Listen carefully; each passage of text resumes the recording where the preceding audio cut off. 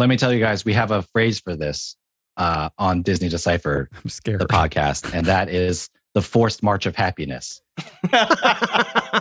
Yes, there will be a forced march of happiness. Hi, I'm Todd Farmer. And I'm Sam Wright, and this is What Should You Ask?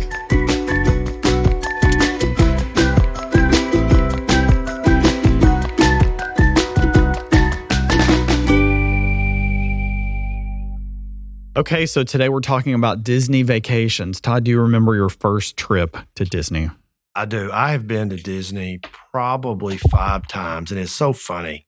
I have these really funny memories of my Disney trips. So this will not surprise you. My first trip to Disney was in 1977. Okay. Huh. And here's why I remember that trip.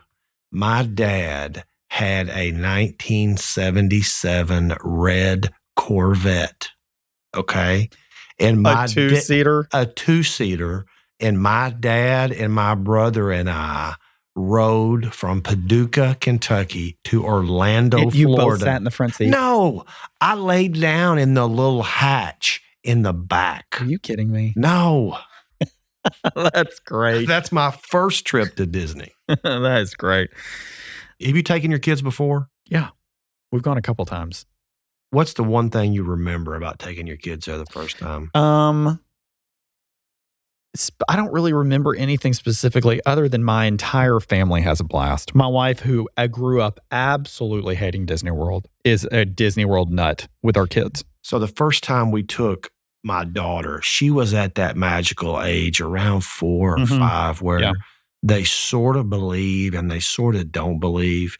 And I remember walking down into Disney and she saw that castle and the look on her face was like, it really exists. It's right there. It's real. But my favorite thing about Disney is they are the ultimate customer service experience. Yeah. They are selling happiness and everybody there is positive. You know, it's just a positive experience. So my favorite part about going to Disney World is I don't think about work at all. I couldn't think about work if I wanted to.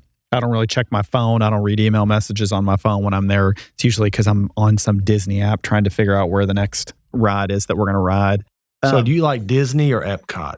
I'm a Magic Kingdom guy. See, I'm an Animal Kingdom. God, I like you and Animal my Kingdom. wife. I will tell you the best. I think you didn't ride the Avatar ride. I think it's come out since you've been to Disney last. It's like a religious experience. It's crazy. It is absolutely crazy. It's a hoot. I got one Disney don't for you.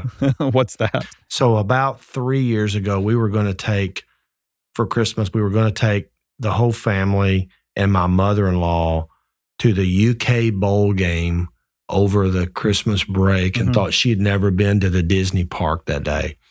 So, me being the ultimate planner that I am, we woke up on New Year's Day and thought, let's go to Magic Kingdom. Yeah, they probably woke up at like 10 o'clock. And they start rolling there at 11. And it was the Chevy Chase moment because we're in line, with us and, 18,000 of our friends. And I look up and there's a sign that says, capacity. Park's full, Magic Kingdom is closed. So we had to, but luckily we were like 100 yards from the Y to go to Epcot. So we went to Epcot and there was only like 52,000 people at Epcot that day. Today on What Should You Ask, our guest is Disney podcaster and travel agent Joseph Chung. He'll answer our questions regarding planning a Disney vacation, including the best values and how you can experience the magic. Keep listening to What Should You Ask. I thought I did all the paperwork correctly, but the Social Security Administration has denied my disability claim. Who can I turn to for help? It's time to talk with attorneys Farmer and Wright. They specialize in appealing Social Security disability benefits cases just like yours. How soon can I appeal? Requests for appeals must be made within 60 days of denial, and Farmer and Wright are here to help you do it properly. Contact Farmer and Wright immediately. Go online to Farmer Wright, that's right with a W.com. Welcome back. I'm Todd Farmer. And I'm Sam Wright. Thanks for joining us on What Should You Ask? Today we have Joe Chueng, one of the hosts of the Disney Deciphered podcast, and then he documents his Disney travels at As the Joe Flies. And he's been recognized as one of the top 15 travel agents for Travelmation for June and August of 2022. And last year he booked over 70 vacation with 50 plus Disney-based trips. Okay, so I've got, Joe, as I disclosed earlier, we're taking a full week Disney trip coming up in about 2 or 3 weeks. So we've got lots of questions for you. Yeah. My first question is this your full-time gig? Is it doing travel work? First, thanks for having me. I really appreciate you having me on. And no, this is not my full-time gig. I teach high school half-time.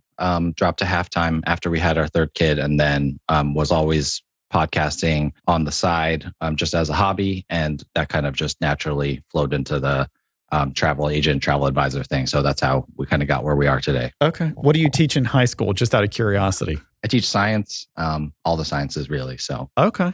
All right, good deal. And so the Disney Deciphered podcast, this is your podcast, is that correct? I co-host the podcast with Leslie Harvey, who runs a website called tripswithtykes.com. Okay. Although her kids are no longer tykes, but they were tykes when she originally started it. So she's got a lot of great travel info for kids on there. Of course, a lot of Disney stuff, but a lot of other travel stuff as well. But we're both people who love Disney. And so we started our podcast a few years ago. Yeah, we're up to like 200 something episodes. Awesome. So. Oh, wow. So why Disney? Yeah, I think that's a great question. I think Disney checks a lot of boxes for certain types of people. For me, just one reason why I teach high school is I just like to stay as immature as possible. And getting to go to Disney gives me the chance to be a kid again and just not worry about being an adult. Although I guess if we get to talking about how much money it costs, you do have to worry about being an adult these days. But at least for a few days, you don't have to think about being an adult. And it also, Disney World is a very great trip for people who are planners. We joke sometimes that it's not even a vacation. Our entire podcast is based on how complicated it is to plan a Disney trip. For certain type A people, like myself, like Leslie, my co-host, and like a lot of our listeners, that really appeals to, various, it releases various endorphins when we make a good plan and it goes well. So Joe, full disclosure, Todd and I are the yin and the yang. So Todd, you would not classify yourself as a planner for vacation, would you? No, I like to wake up and say, hey, what are we going to do today? Yeah, and why can't I get into this restaurant? Why can't I get the princess breakfast today at 8:30, that would explain, Sam, why you're the one going. Yes. My wife and I I'm a type A, she's an A+. So how far in advance do you have to book these Disney trips these days? I mean, is it like ridiculously far in advance? The most people are going to travel during their breaks. Now, I'll give you an example. I was looking at President's Week next year for a client, and also spring break time, April and March for a client. There are still a lot of hotels at Disney that you can book, but they're not all there anymore. So the general advice that I give to clients is if you think you're going to go, you might as well get something on the books. Yeah, give the little deposit or whatever, right? Yeah, because the deposit is only $200, right? Okay. Right. Everybody wants to take their kid to Disney so they can have the Disney photo. But what's the sweet spot, in your opinion, for how old kids really should be?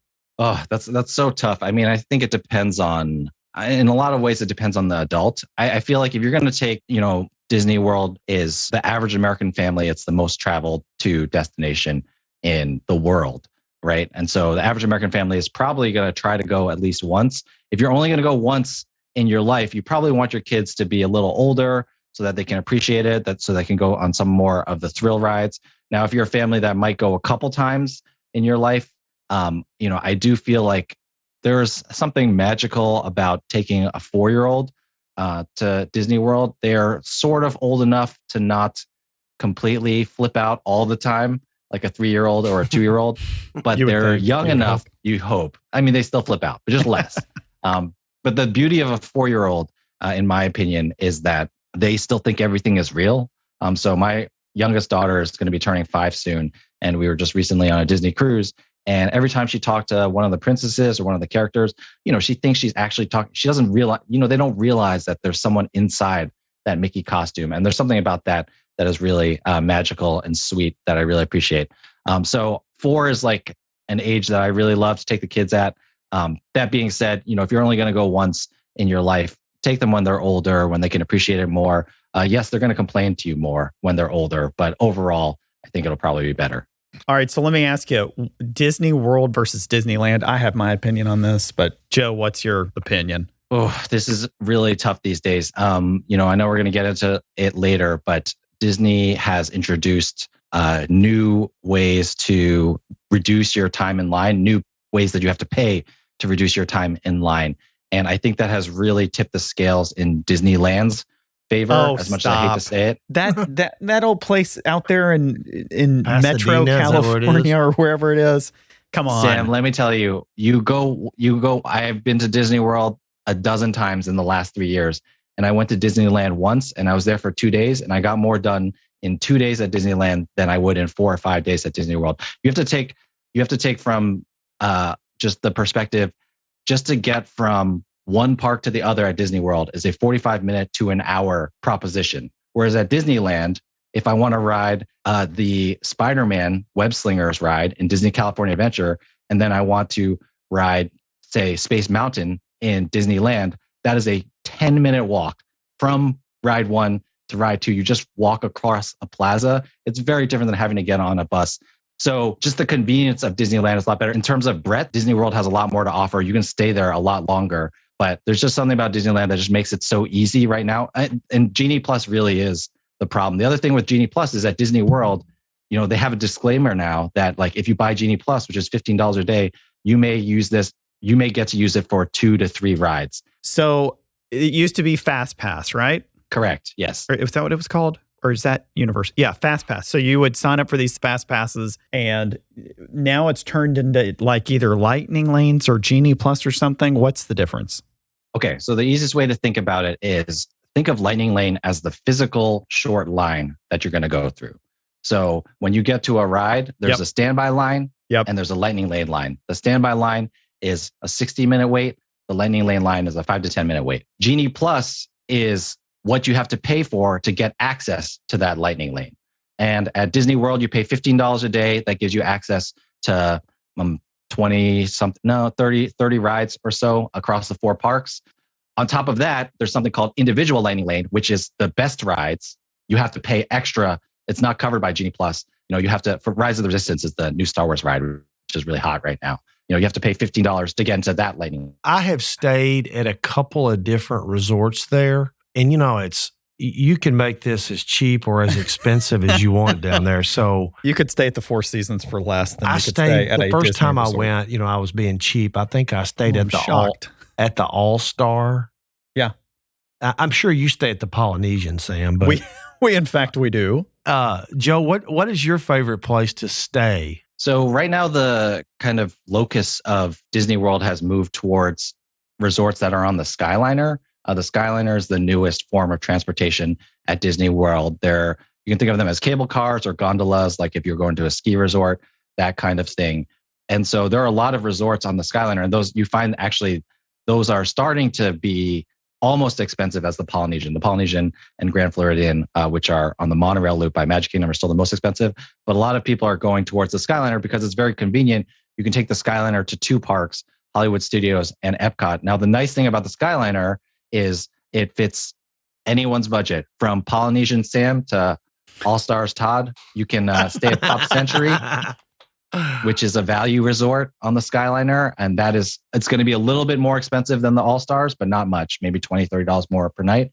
Or you can stay at Beach Club, Yacht Club, which are deluxe resorts that are as nice as the Polynesian, although Polynesian's theming is kind of undefeated. It's, for those you don't know, it's like Hawaiian, tropical island, Pacific, Plus they have Dole South Whips. Pacific theming. Plus they have the Dole Whips.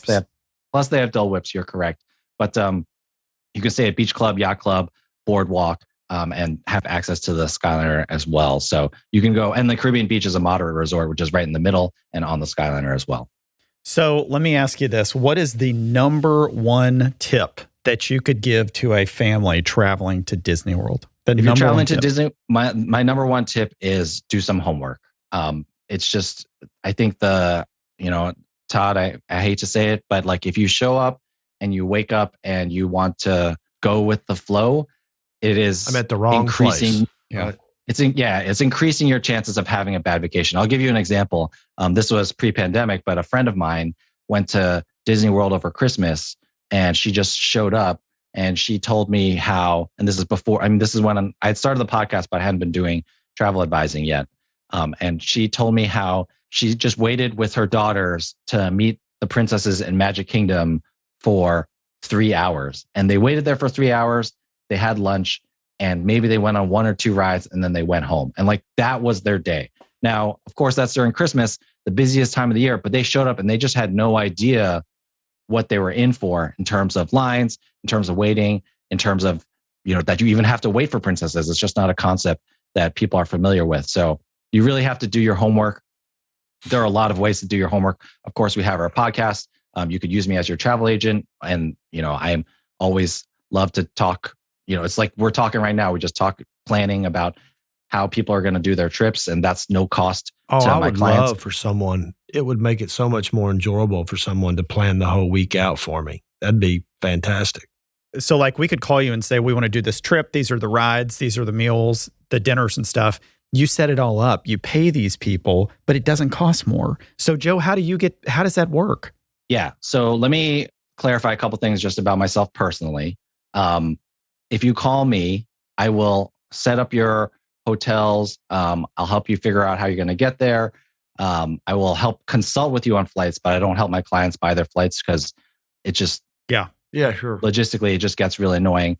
I will help you plan all your dining. What I do not do, some travel advisors do this, but I just don't have the time for it these days, is I can't help you plan like every single part of your day. I generally, what I'll do is I can send an email, like you're going on October, Sam, right? Yes. And you're visiting all 4 parks. I can say, hey, Sam, if you're going to Magic Kingdom and you bought Genie Plus, you should prioritize these attractions. You should get this on Genie Plus first. Jungle Cruise, for example. Jungle Cruise is the one. You want to get that first. If you want to ride Jungle Cruise, book Genie Plus first. So I give you like a list of stuff to do. Really? Versus like homework. the Thunder Mountain and all that stuff? On a normal day, if you look at $250 for Jungle Cruise, you can't get your Genie Plus Lightning Lane until 8 p.m. Whereas Splash Mountain, Big Thunder Mountain, Space Mountain, you could get at like 4 or 5 p.m. So Jungle Cruise books up faster. I think it's because of how many people it can go through. And also Dwayne The Rock Johnson. I mean, people love that guy. So they think he's going to be on the cruise. Disney bakes in the commissions for travel advisors into their price. Oh, good. So Sam, you spent X $1,000 on the Polynesian or whatever for October. If you had used a travel agent, Disney would be giving a certain cut of that to the travel agent. Well, actually their agency, and the agency gives a cut of that to the agent. Got it. Instead, if you booked it on your own, Disney takes the whole thing. So that's how it works and why it doesn't cost extra money. What is the number one thing you should not do? I think, and you can't use the converse where you say don't wait to the last minute. So what's something new? No, I think the number one mistake people make at Disney World is getting back to the cost thing, they feel like because they've spent so much money that they have to have a certain experience, and that if they don't have that experience, they get really disappointed. This is why, I know you won't do this, Sam, but this is why you see parents like screaming at their children in public at Disney World. Like the Main Street meltdown. It's absolutely insanity. Yeah. In ways that you would not see in any other public forum. You're not even on the Little League baseball field when you're coaching your own kid. Do you see this kind of yelling between parents and kids that you see at Disney World? And it's because, understandably so, you've spent so much money on this vacation and you feel all this pressure to get the most out of that money. I'm a big believer in the sunk cost fallacy, which is the reality is if I spend $5,000 on my Disney vacation, I'm not going to get it back whether I ride Splash Mountain or not. And if you go in to Disney with a positive attitude that, you have your plan, but that if it doesn't go well, you're just going to, and this is where you come in, Todd. Like if your plan doesn't go well, you go with the flow and you don't get upset about it. Todd's he's a go with the flow kind of guy, I think. See, Sam, you're a box checker.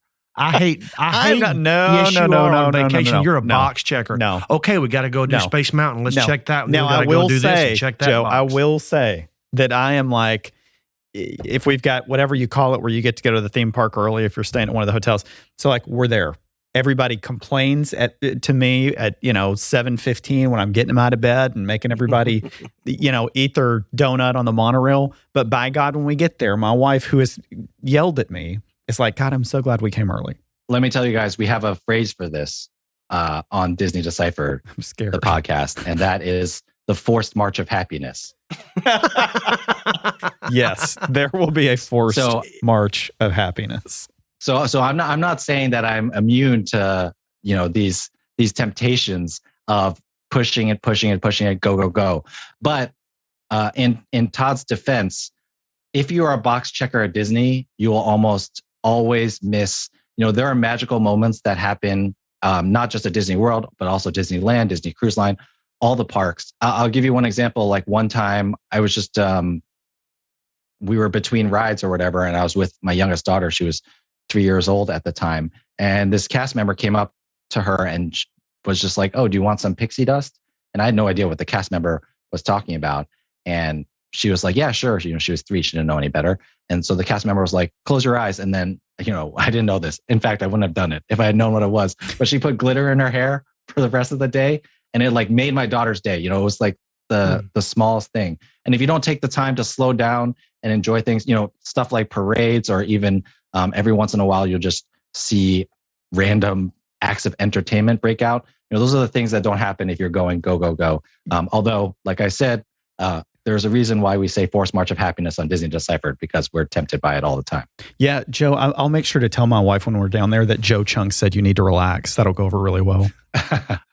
I'm pretty sure that when any husband tells says that their it wife doesn't to go relax, well. it never goes well. Right, So yeah. Right. All right, we're going to take a short break. When we return, we'll find out some of the best values at Disney, talk about some of the newer rides, and even a little bit about Disney cruises. This is What Should You Ask?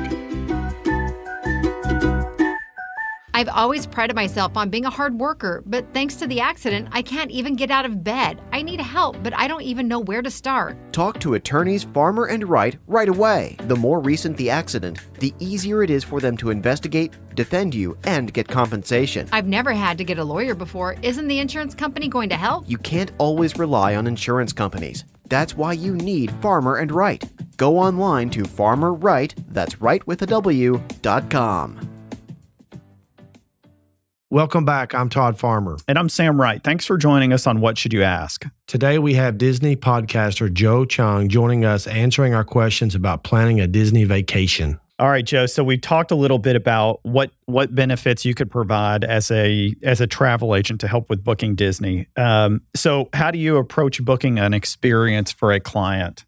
So, what kind of questions do you ask? What are some of the points that you want to try to hit with clients? Yeah. So the main thing on everyone's mind when they're booking a Disney vacation is budget. I mean, I think that's what starts first and foremost. So I'll just ask a client, I don't say in general, I don't ask, how much are you looking to spend? Although some clients do share that information, but I ask, there are different levels of spending that you can do at Disney. There are, like we said before, from All Stars to the Polynesian.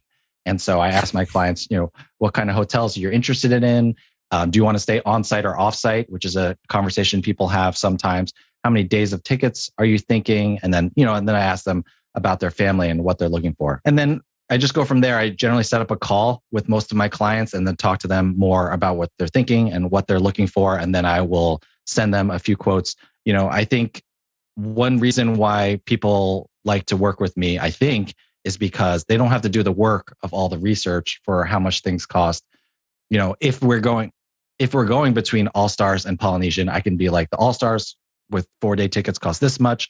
Caribbean Beach, which is the moderator on the Skyliner that I mentioned before, cost this much. The Polynesian cost this much. And then, they can go back to their wives and say, relax, honey, look at this. And, you can say, I'm just going to be clear. Don't tell your wife to relax ever. But, you can give them the quotes and then we kind of go from there. So that's what I do. And then, like I said, I will help people to book their dining reservations if they like. But I find that a lot of clients, what they really enjoy is, Sam, you said your wife's A+, so I'm assuming that you're planning this trip together.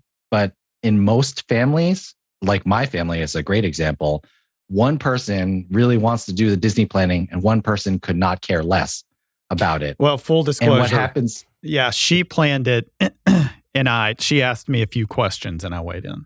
Oh, no, Yeah. no. So, there's no way you let her plan the trip without getting your input in there. So I do have one question for you, Joe. Without disclosing any of the details, Joe, is the VIP tour worth it? We will be there for a week. It's probably the last time that we will be at Disney. We have an 11 and 7-year-old. Probably the last time we'll be at Disney when our children. Is it worth it? Did you buy it already? No, but I've got it on hold, brother. Oh, okay. Nice. I would say I never thought it was worth it, but we did interview a woman who did a VIP tour because Leslie and I have never done it. And so we asked about her experience, and it really did. It's got me tempted. I will tell you, Sam. You know, the nice thing you could do is you could invite Todd's family because you can get up to 10 people on a VIP tour, split that cost. That might be something you want to do if you have any friends around at the same time. But it does sound like, I think you're never going to save as much money as you would save. But if you did a VIP tour, for example, you could cut a day off of the number of tickets. You could actually cut a day off of your entire vacation. You could stay one less day and pay one less day of tickets. That makes up some of the money. It's never going to make up completely what that money is. But, you know, that will. So your answer is a maybe. Yeah, I will tell you this. I want to do it. It's going to be money. And I'm going to have to, pony up that money, but I definitely want to do it once in my life. So I will say that for you. You can take that for what you will, but personally, my plan is to do it once in my life.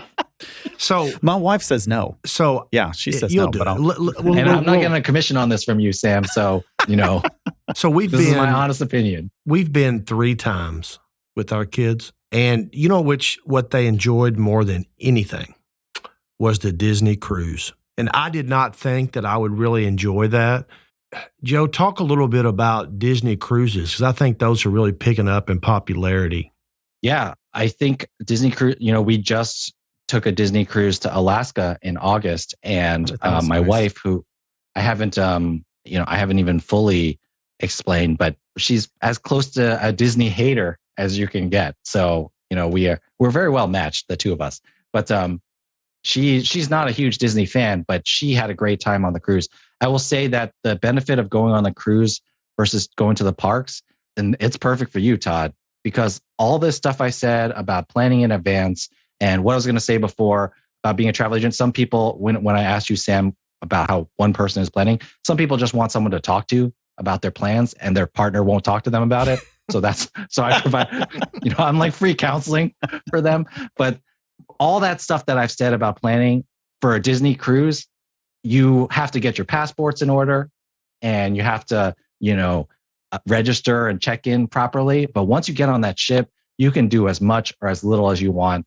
And you have to do so little planning before you get on the ship that I think it really appeals to people because the Disney level of service, and not to talk about the Polynesian for the 27th time, but the Polynesian is a deluxe resort. At this point, booking a Disney cruise, depending on when of the year you're going, can be around the same price as going to Disney World for 5 nights at the Polynesian, except for you don't have to do all that planning. You don't have to do all that work. You can just relax and enjoy the Disney experience. So when you're booking, if you were going to look for a Disney cruise, when's the best time? Does that book up as far in advance as, say, all the parks do? Yeah, the thing with Disney pricing on everything is that the way that it works is at the parks, for example, every hotel has what are called standard rooms. And then they generally have like a room above that and, you know, you get to preferred rooms. And so what happens with Disney is they just sell out their cheapest rooms first. Disney Cruise Line works very much the same way. In general, obviously things have been a little bit different lately because cruising is coming back and it wasn't, you know, cruises weren't happening for a while. But what happens is Disney will release 4 months of cruise dates on a certain day. And that almost always is when that cruise is the cheapest. There are other ways to get it cheaper by like booking a non-refundable restricted cabin or things like that. But in terms of getting to choose your own cabin, having a fairly generous refund policy, that first day that the cruises go on sale are the cheapest it's going to be. Now, one interesting thing that's happening is January through April is probably the cheapest time to cruise. Okay. And an interesting thing that we learned just today is that on 3 of the Disney ships, Disney has 5 ships total.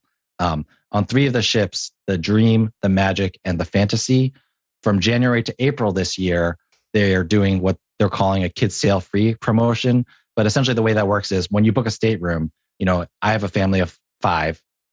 The first 2 people in that room, which is generally the adults, we pay, say, for example, $1,000 each. It's more than that. It's Disney, right? But if we pay $1,000 each, but if we paid $1,000 each, our kids would pay $500 each, right? The 3rd, 4th, and 5th person in your stateroom are like half price because you fill the stateroom to double occupancy and then you start jamming other people in there.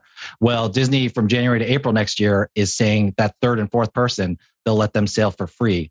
So instead of paying, in my example, let's say I have a family of 4 to make it easier. Instead of paying $3,000 for the 4 of us, it's going to be $2,000 because they're not going to charge for that 3rd and 4th kid on 3 ships from January to April. This is like breaking news today. Like they announced it this morning, right before we started recording. And it'll be on sale whenever this comes out, unless you release this in the next 2 hours. So, all right. So you're going to have to answer some tough questions. What's the best value resort at Walt Disney World? Oh, Pop Century, hands down. All Stars are they're not, not if you stay at the All Stars, yeah, I don't think it was good then either. When you stay at the All Stars, the reality is you 180 days of the year, you're going to run into a cheerleading troop or a soccer team or some sort of high school band. That's where they all stay. So I just try to stay away from the All Stars unless I'm just doing it for a night. The theming at the All Stars is nice, but Pop Century is so much better.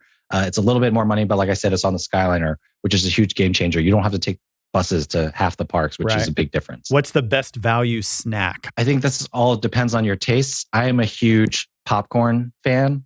And generally, I will buy one of those souvenir popcorn buckets. The way the souvenir popcorn bucket works is you pay, $15 to $18. It depends on which bucket you're getting. Do you have to haul the thing around with you? When I get $2 refills on that, it's worth it. And my friend, I will take the bucket home and then I will take it back to Disney World on my next trip and they'll fill it up anyway. They don't care. So really? So what's the best? What's your favorite restaurant there? Yeah, so I would say that my favorite quick service restaurant, it's a tough one, but my favorite value quick service restaurant is Katsura Grill, which is in Japan. My kids, I'm Chinese. My kids, when we're on vacation, they tend to liking Asian food better or they'll eat more. They'll eat more of that than they'll eat chicken fingers, which sort of drives me nuts because I love chicken fingers. But Katsura Grill, you can get teriyaki chicken, you can get noodles, ramen or udon, depending on what's going on. And, they change their menu from time to time. And there's a nice outdoor eating area by like a koi pond and stuff like that. So we really like it there in Japan. What about the best sit down table service restaurant? What's your favorite? My favorite is Via Napoli. It's kind of boring because it's pizza, but we've been talking a lot about money. It is expensive pizza for, you're not paying prices that you would get at your pizzeria down the street. But in terms of the number of people you can feed, especially depending on the size of your family, for the amount of money you're paying, that's the best value you're going to get. And the pizza is excellent. The pasta and stuff is great too, but then you're pushing your budget up. So if you're on a budget and you want to sit down and have a meal, I would go to Via Napoli. That's at Italy in Epcot. You'll find a lot of the best food is in Epcot in general. Got it. Okay, so let's talk about rides. So no spoilers, but tell us about some of the good rides at Disney these days, the new ones. Yeah, so the newest ride to open is Guardians of the Galaxy Cosmic Rewind. That is newest as of right now, although in the next few months we expect Tron Light Cycle Run to open up in Magic Kingdom, although we don't know. I mean, I guess we know what that attraction is about because it's open in Shanghai. But the newest at Disney World is Guardians of the Galaxy Cosmic Rewind. It is an indoor roller coaster. Without spoilers, I would say think of it as the next evolution of Space Mountain. It is a lot of fun. My son loved it. One note I will have is that if you're prone to motion sickness, that's what we've heard. Yeah, that's what I've heard. Do they have puke bags in there? they do hand them out at the end, and they've moved trash cans to there. I think, I just mentioned how Epcot has the best food, and it also has some of the best drinks. I think the mistake a lot of people make is they have a little bit of alcohol and a little bit of food in the stomach, and then they ride on this attraction or soaring. Yeah. If you think you are prone to motion sickness, just ride it on an empty stomach, and then you'll have nothing to throw up, and you'll be fine. Just a dry heave. Yeah, just a dry heave. No problem. You'll just ruin the rest of your day, but at least you won't embarrass yourself. I've heard they've opened a new Star Wars exhibit there, haven't they? Yes. So there are two things Star Wars related. One that is not going to cost you a lot more money, and that is Star Wars Rise of the Resistance. That is an attraction. Sam, have you ridden it yet? When's the last time you guys were there? Rise of the Resistance. Is it? I don't know. I rode one. They were doing like these sword things out in front on a stage, and the ride was right next to it. Yeah. So definitely. And Sam, if you do book that VIP tour, they will probably suggest you do Rise of the Resistance first, because the problem with that attraction is it breaks down. Okay. The best way I can describe it is you feel like you are part of a Star Wars movie, like you are in the movie. It's at Hollywood Studios, which is a great place for it to be. Now, Todd, what I think you're referring to is the Star Wars Galactic Star Cruiser. Rise of the Resistance, oh, by the way, if you don't get the VIP tour, I suggest you buy the a la carte lightning lane for that for $15. Just because if the ride breaks down, you won't be mad that you waited for 2 hours for it. Just as an aside, Sam. Star Wars Galactic Star Cruiser is not going to cost you $15. It's going to cost you thousands of dollars. And that is, they describe it as a cruise on land. It's a cruise in outer space. When you board the ship, which of course is a building in real life, you go out into outer space, and then you take part again. This is even more immersive than Rise of the Resistance, the attraction. You are part of a Star Wars story that there are multiple storylines going on. I don't know if you guys play video games, but in video games, there's like the main quest, and then there's side quests, and there's like different factions. All this stuff is going on at the same time on Star Wars Galactic Star Cruiser, and you get to choose which side you want to be on, how involved you want to be. Do you want to be a spectator, or do you want to help the Resistance? Awesome. Thank you to travel agent and Disney podcaster Joe Chung for joining us today. If you're looking for a Disney expert to plan your next trip, we'll provide Joe's social media links and website in our show notes. In addition, you can download his podcast, Disney Deciphered, wherever you listen to podcasts. Thanks for listening. Thanks, Joe. Yeah, please don't book another Disney trip without me. Sounds good. Thank you. Thanks for having me. Have a great day. If you like what you've heard, make sure to follow us on social media and subscribe to where you listen to podcasts. If you loved what you heard, then leave us a review where you listen, and tell anybody that we're at whatshouldYouAsk.live, and we'll see you next Wednesday. Every Wednesday, we ask, what should you ask about life topics? So make sure you come back to hear about what we're asking.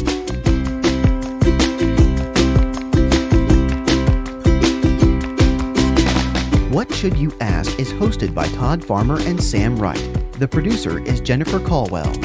Visit whatshouldYouAsk.live to download additional episodes, suggest a future topic, or get a free book from the host.